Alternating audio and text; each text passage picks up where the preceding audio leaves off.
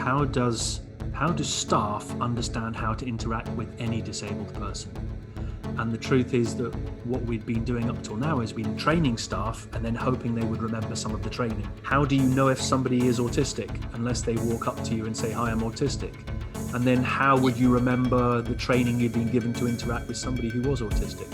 And I just thought, well, wouldn't it be good if the mobile phone could communicate automatically before I walked through the door? I wanted to help not just the disabled person who might be too anxious to even leave home, let alone decide to go to a venue, but also to help the staff member who wants to give good service but often ends up in a situation where they don't know what to do. I'm Siobhan Meade and I am totally blind. I lost all of my sight at 16. I think the WelcoMe app is an amazing tool to be able to access services such as like retail, even doctors' surgeries, NHS, all sorts of things, to enable me as a blind person to be able to go and book a service knowing that it's going to be booked and it's all approved and they know exactly when I'm coming. I think this is a new revelation in terms of technology.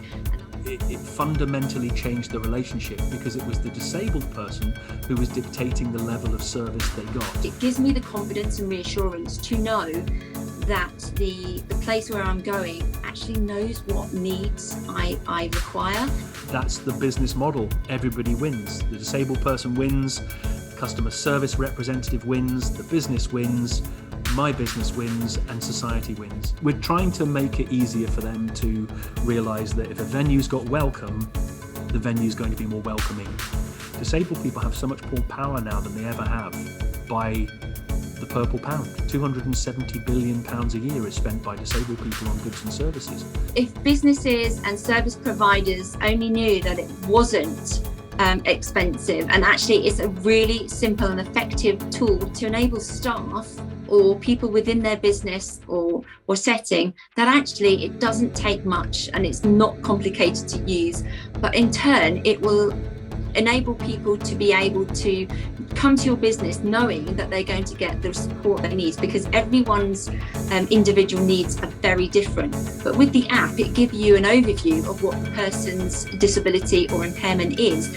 And I just think it's in the moment training. I don't understand why many businesses or supermarkets or other service providers aren't actually thinking about this, because it would help them, but equally it will give more power and control to the person with a disability. Users of the WelcoMe app plan a visit by searching through the venues that offer the service. They are then shown the store's opening times, accessibility features, and assistance provided at the store. After selecting going, the user will then select the date and time they are making the visit, which gives a 2-hour warning to the venue. It then gives options to pick what assistance is needed and an option to enter what you want to do on your visit in order to inform the venue and to allow a smooth and effective service. On confirming the booking, an alert is sent to the store, who then receive information about the visitor's disability, what to be aware of and how to help them.